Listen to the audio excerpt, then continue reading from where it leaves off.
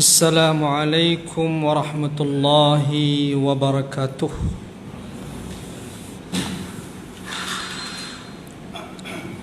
بسم الله الرحمن الرحيم. الحمد لله رب العالمين،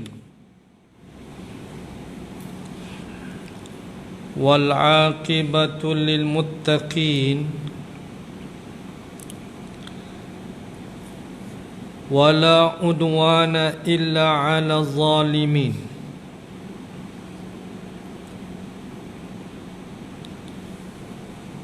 وأشهد أن لا إله إلا الله وحده لا شريك له، وأشهد أن محمدا عبده ورسوله.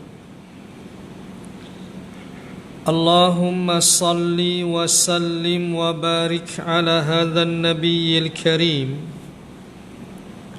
سيدنا محمد وعلى آله وأصحابه وأنصاره إلى يوم الدين. سبحانك لا علم لنا إلا ما علمتنا إنك أنت العليم الحكيم. رب اشرح لي صدري ويسر لي أمري واحلل عقدة من لساني يفقه قولي. اللهم لا سهل إلا ما جعلته سهلا،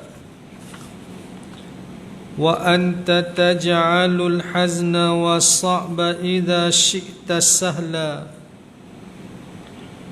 اللهم انفعنا بما علمتنا، وعلمنا ما ينفعنا، وزدنا علما يا رب العالمين. Al-Fadil, Tuan Imam, tuan-tuan dan puan-puan, muslimin dan muslimat yang dirahmati Allah Ta'ala sekalian, alhamdulillah, syukur kehadrat Allah Subhanahu wa Ta'ala yang melimpahkan kepada kita rahmat dan nikmatnya, taufik dan inayahnya dapat lagi pada malam ini kita bertemu bagi meneruskan kuliah pengajian dari kitab Himpunan Amalan Sedikit Pahala yang Banyak. Semoga kita semua sentiasa diberkati dan dirahmati Allah Subhanahu wa Ta'ala. InsyaAllah pada malam ini kita nak menyambung muka surat 58, perkara yang ke-89 ataupun hadis yang ke-89.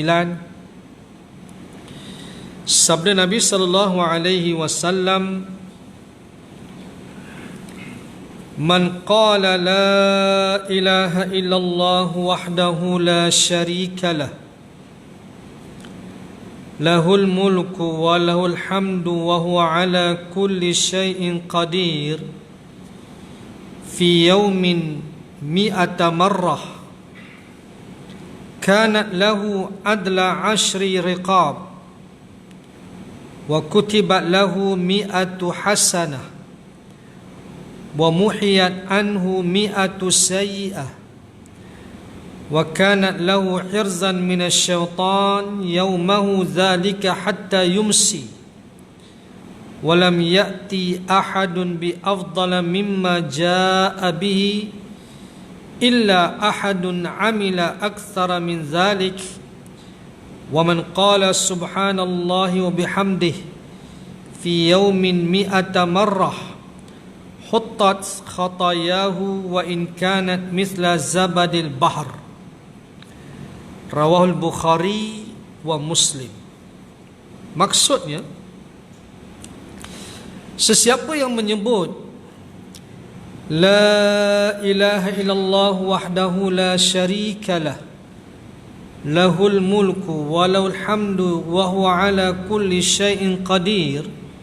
Maksudnya, tiada Tuhan yang berhak disembah selain Allah. Satu sahaja, tiada sekutu baginya. Baginya segala kerajaan dan segala kepujian. Dan dia maha berkuasa ke atas segala sesuatu. Sebanyak 100 kali dalam sehari, dia mendapat pahala ibarat membebaskan 10 orang hamba. Dituliskan untuknya 100 kebaikan, yakni pahala kebaikan. Dipadamkan untuknya 100 dosa kejahatan. Dan dia akan mendapat perlindungan daripada syaitan pada hari itu sehinggalah waktu petang.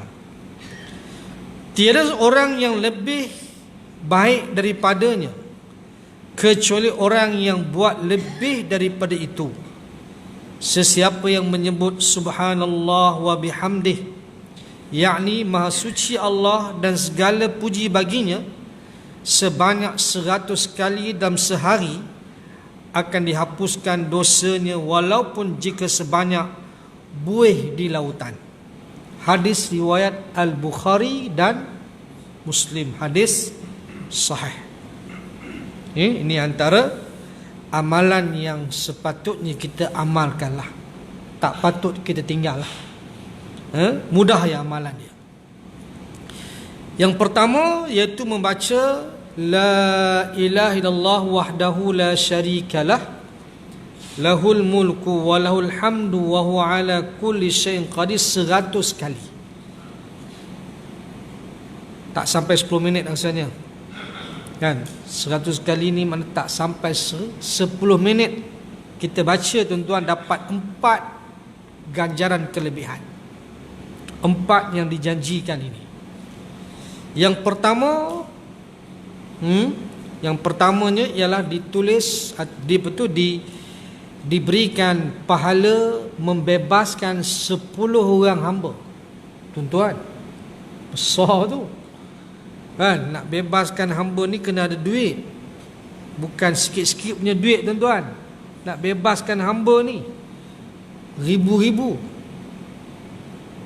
10 orang hamba, tuan-tuan, dia punya pahala ganjaran hanya menyebut 100 kali ni, tuan-tuan. Bukan 1000 kali, 100 kali. Tak banyak pun, tuan-tuan. Tapi main dengan malah ni tu saya kira bukan. Malah nak zikir, malah nak buka mulut zikir tu malah, tuan-tuan. Setan sungguhlah. Kan? Dah sungguh. Kadang-kadang kita pun rasa, bukan tuan-tuan, orang lain rasa, kita sendiri rasa, tuan-tuan. Allah, rasa banyak pula 1 kali tu kadang-kadang tu. Kan? Jadi kita kena lawan lah, tuan-tuan. Ni iblis, setan ni memanglah dia nak menyekat kita daripada ingat Allah Ta'ala. Padahal Islam ni mudah. Zikir tak banyak pun, tuan-tuan. Tak payah ribu-ribu kali, tak ada. Yang duk ribu-ribu kali ini semua tambahan-tambahan daripada orang-orang lainnya. Siapa nak amal, amal lah. Tapi kalau kita nak ambil daripada Nabi, kita salam, tak banyak mana pun. Islam ni mudah, tuan-tuan. Tapi ada yang kadang-kadang kan sampai 70,000 kali. Nak kena zikir 7 hari 7 malam. Payah juga tu, 70,000 kali. Ada tu, kan. Tapi tak tahu mari daripada mana, wallahu alam.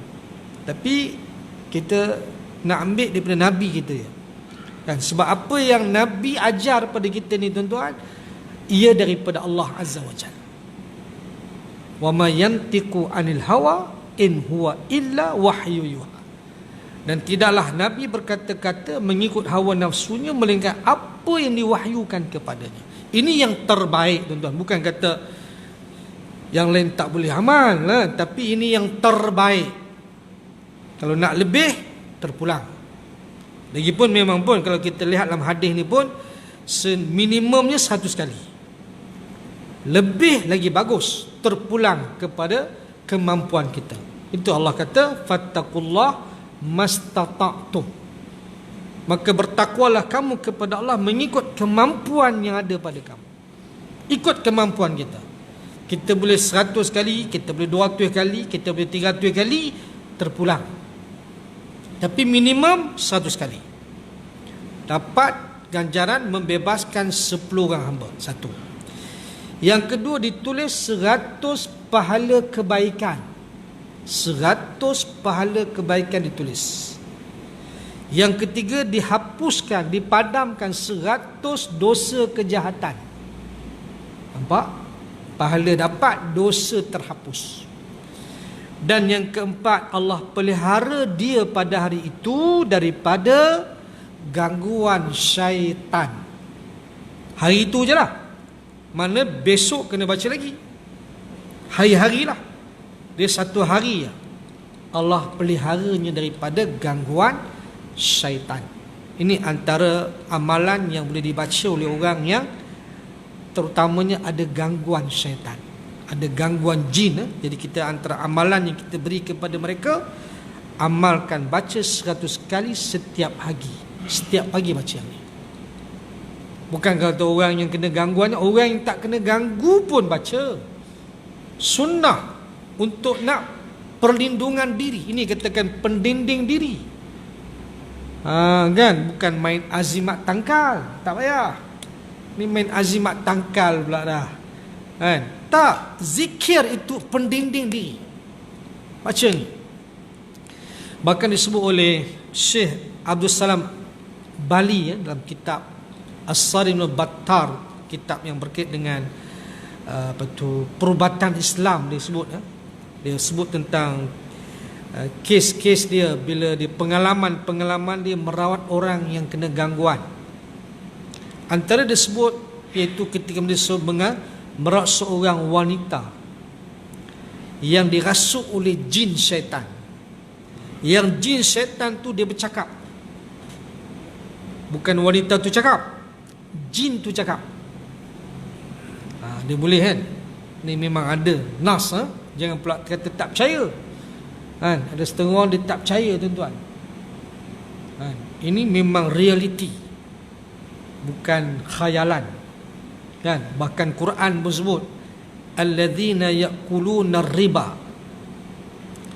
la yakumuna illa kama yakumul ladzi yatakhabbatu syaitanu minal mas dzalika bi annahum qalu innamal bai'u mithlu riba wa ahallallahu al-bai'a wa harrama riba. Orang-orang yang makan riba, tidaklah mereka itu bangkit pada hari kiamat nanti tuan-tuan, melainkan mereka bangkit seperti mana orang yang dirasuk oleh syaitan. Mana Quran sebut ada rasukan syaitan. Makna apa? Orang yang makan riba esok tuan-tuan, dia akan macam orang gila. Dia tak sedar diri. Itu orang makan riba. Ketika dia bangkit esok, dia macam-macam orang tuan-tuan. Antara orang yang dibangkitkan bila orang makan riba ni, dia dibangkit dalam keadaan macam orang kena rasuk setan tu. Dia tak sedar diri tuan-tuan, macam orang gila lah. Bukan diri dia.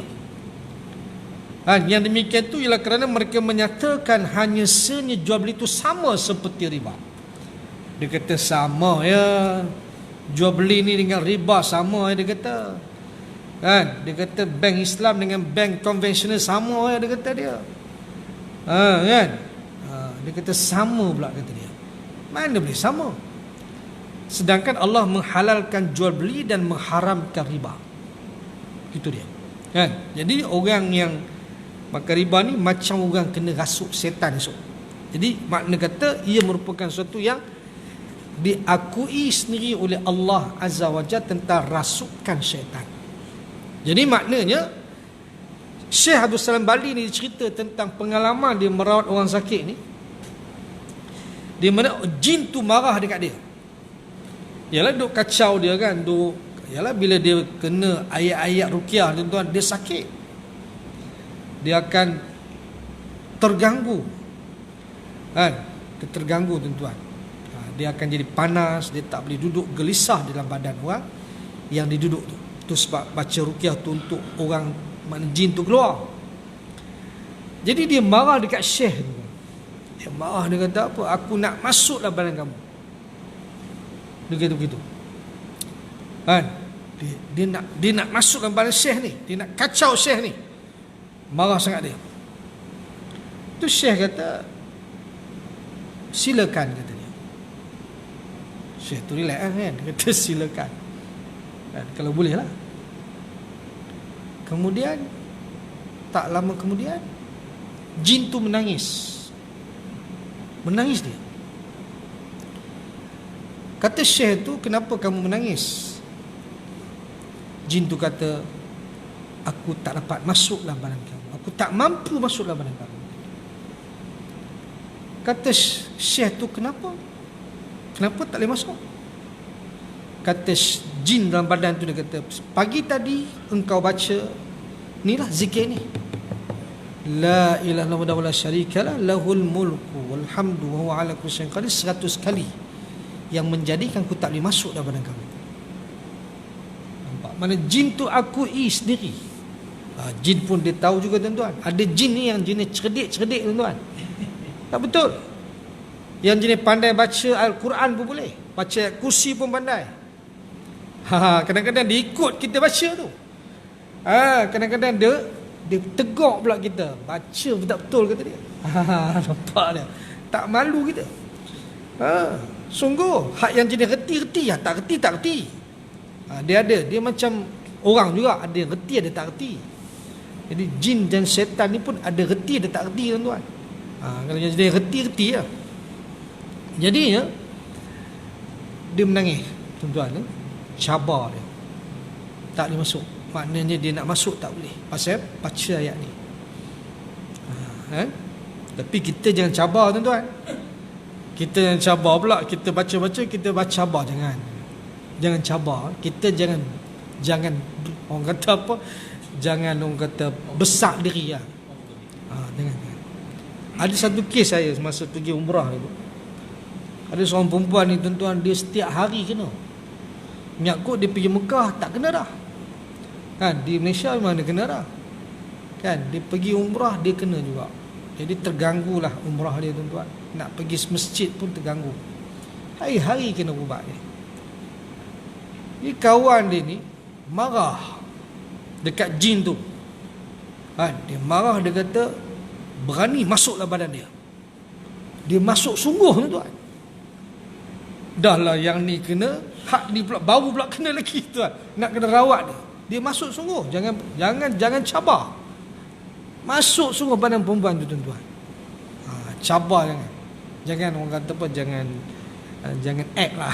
Kan, tuan-tuan, betul. Dan kadang-kadang boleh kita baca ni pun boleh jadi masuk, dia masuk juga. Boleh juga, tuan-tuan. Ini dengan izin Allah semua. Kan, Rasulullah pun disihir, tuan-tuan. Patutnya Rasulullah ni tak kena. Apa yang Rasulullah tak baca zikir, baca Allahu Akbar, tuan-tuan. Hafiz Quran lagi, tuan-tuan.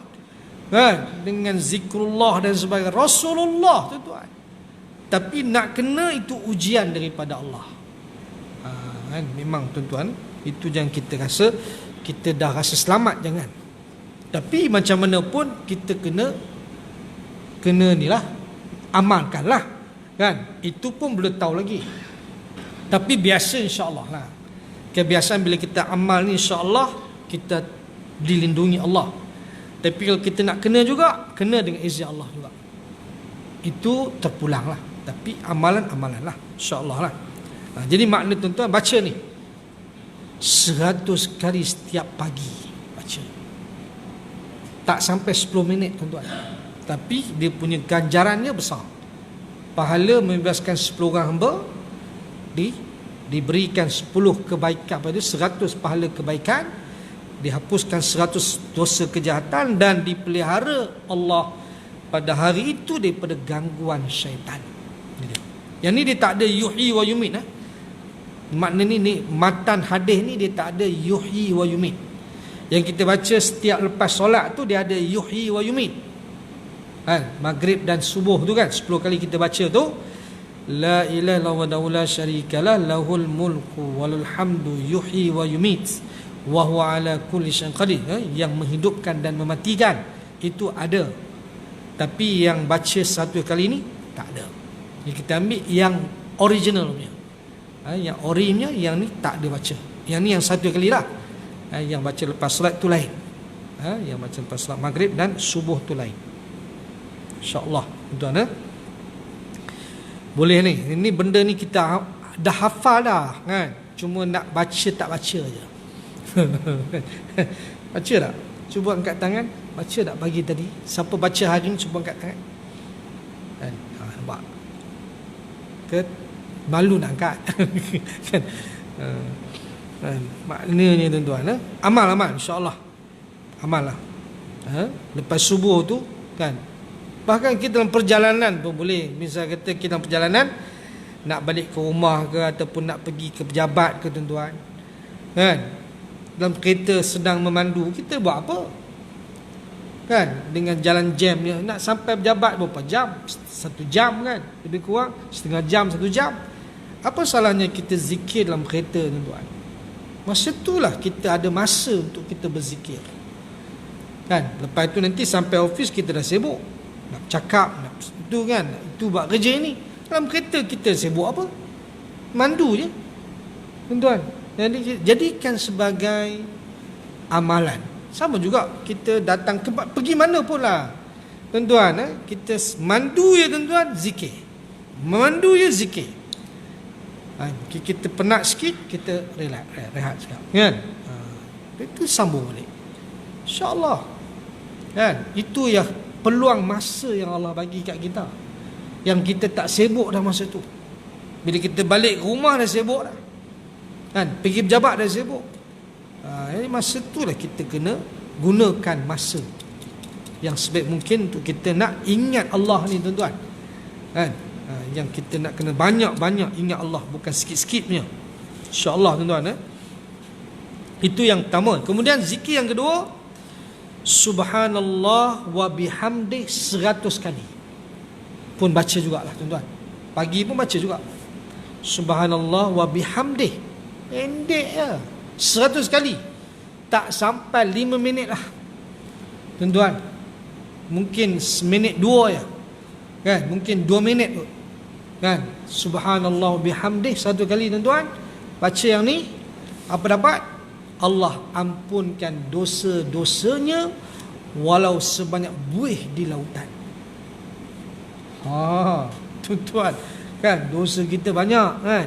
Dengan baca yang ni tuan-tuan, Allah hapuskan segala dosa. Yang ni dosa kecil tak termasuk dosa besar. Dosa-dosa kecil. Dan dosa-dosa kecil ni memang kadang-kadang kita buat, kita tak sedar. Dan mudah kita buat. Dosa mata, dosa telinga. Kan? Itu dosa kita. Jadi kita dapat hapuskan dengan zikrullah. Subhanallah wa bihamdih. Subhanallah wa bihamdih. Sat dia. Tak lama pun tuan-tuan. 100 kali. Buat 1 kali. Tak lama. Tak banyak. Tak banyak. Bukan 1000 kali. 100 ya tuan-tuan. Tak boleh juga. Tak tahu lah. Kalau tak boleh amal ni kira kan, kira haprak. Cerai lah. Cerai lah. Kira makna ni kira orang kata apa, leceh kan. Leceh, lekeh kan. Gitu lah kan. Koman kan. Macam tu lah. Baik, InsyaAllah mudah-mudahan kita jadikan amalan InsyaAllah. Untuk beramal ini baca lah. Baik. Kemudian hadis yang seterusnya,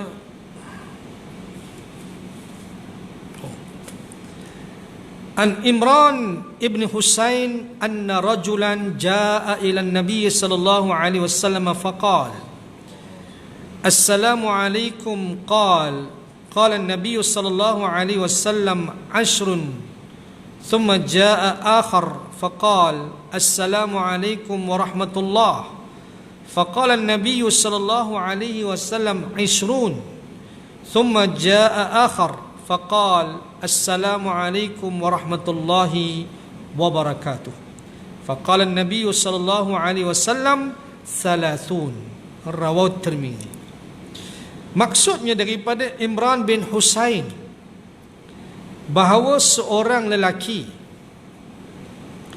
telah datang kepada Nabi sallallahu alaihi wasallam dan menyebut, Assalamualaikum, kesejahteraan ke atas kamu. Lalu Nabi sallallahu alaihi wasallam berkata 10 pahala dapat. 10. Ashrun, 10. Kemudian datang laki-laki lain pula dan menyebut, Assalamualaikum warahmatullah, kesejahteraan dan rahmat Allah ke atas kamu. Lalu Nabi SAW berkata 20 pahala. Yang ni dapat 20, yang tadi dapat 10. Tadi sebut Assalamualaikum, yang Assalamualaikum warahmatullah, dapat 20 pahala. Kemudian datang laki-laki lain dan menyebut, Assalamualaikum warahmatullahi wabarakatuh, kesejahteraan dan rahmat Allah serta keberkatannya ke atas kamu. Lalu Nabi SAW berkata 30 pahala. Nampak? Nak dapat pahala lebih sikit lah. Tu je kan. Assalamualaikum warahmatullahi wabarakatuh kan? Biasa begitulah kan. Biasa kita pun ucapkan gitu. Khatib atas mimbar pun begitu juga ada. Khatib Assalamualaikum tak ada kot kan. Biasa khatib sebut penuh kan, Assalamualaikum warahmatullahi wabarakatuh. Kita nak berucap pun begitu juga lah kan. Kita nak berucap ke, nak sampaikan taklimat ke apa benda ke, salam tu biar penuh supaya kita dapat pahala lebih kan. Pahala lebih tuan, 30 pahala di situ.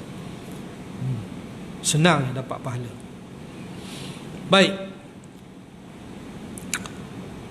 Kemudian cuma dari sudut menjawab salam tu tuan-tuan, dia sekurang-kurangnya sama dan lebih baik lebih. Macam Assalamualaikum, misal kata jawapan dia Waalaikumsalam, itu sekurang-kurangnya kan. Lebih lagi bagus Waalaikumsalam warahmatullahi wabarakatuh, lagi bagus. Sebab Assalamualaikum warahmatullahi, sekurang-kurangnya kita jawab Waalaikumsalam warahmatullahi wabarakatuh, lebih baik kan.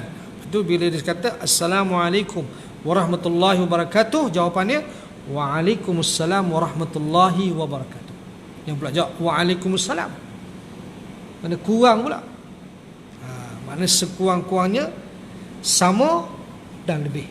Itu yang terbaik tuan-tuan. Itu disebut adab dalam kita menjawab salam tadi ya.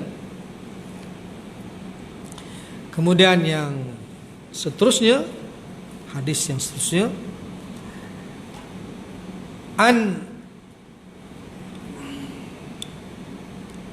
man jalasa fi majlisin fakasura fi laghatuhu faqal qabla an yakum min majlisihi dhalik subhanakallahumma wa bihamdik ashhadu an la ilaha illa anta astaghfiruka wa atubu ilaik illa ghufira lahu ma kana fi majlisihi dhalik.